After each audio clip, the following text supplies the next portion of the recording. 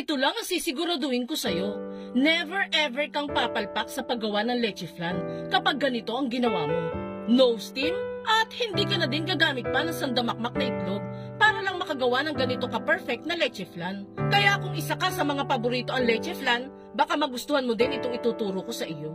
Bali dito guys, magkakaramelize lang muna tayo ng asukal sa ating molder.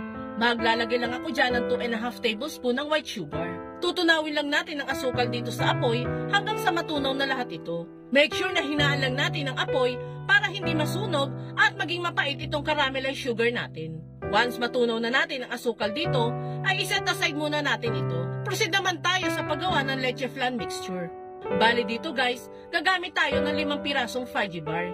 Yes guys, gagamit tayo ng fudgy bar dito para mas sumarap ang magagawa nating leche flan.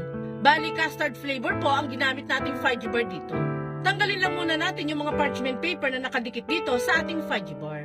Matapos ay dudurugin naman natin itong mga fudgy bar hanggang sa wala ng malalaking chunks ng fudgy bar ang makita dito.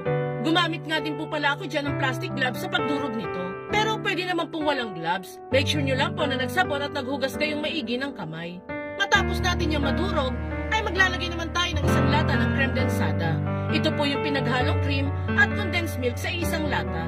Mas mainam itong gamitin para hindi na tayo bumili pa ng dalawang magkahiwalay na produkto. Halu-haluin lang muna natin yan at isusunod ko na dyan ang 2 pirasong medium size ng itlog. Sabi ko nga po kanina, hindi na tayo gagamit pa ng sandamakmak na itlog para lang makagawa ng perfect na leche flan. 2 itlog lang po ay sapat na. Halu-haluin lang muna natin ito hanggang sa humalo ng maigi nilagay nating itlog.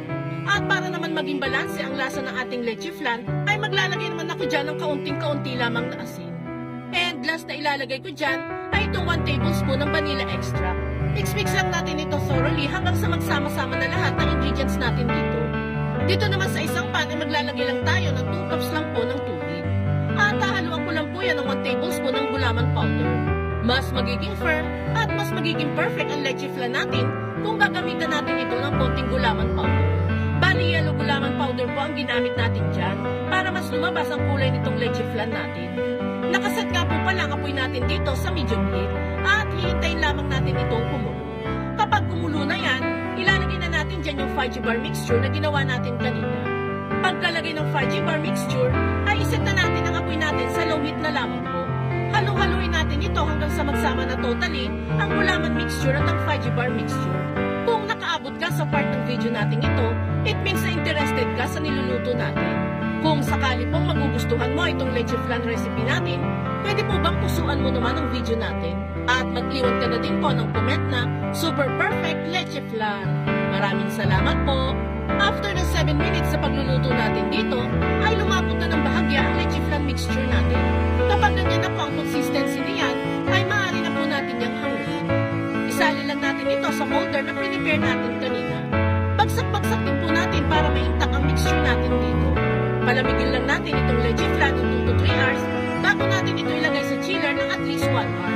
And kapag nag-set na at lumamig na ang leche flan, ay pwede na natin yung i-unmold sa ating mga molders. And there you have it guys, ready to serve na ang walang palpak at walang kahirap-hirap na leche flan recipe natin. Itag mo na din ang mga friends and loved ones ninyo at subukan nyo na din gumawa nito. Maraming salamat lagi sa panonood!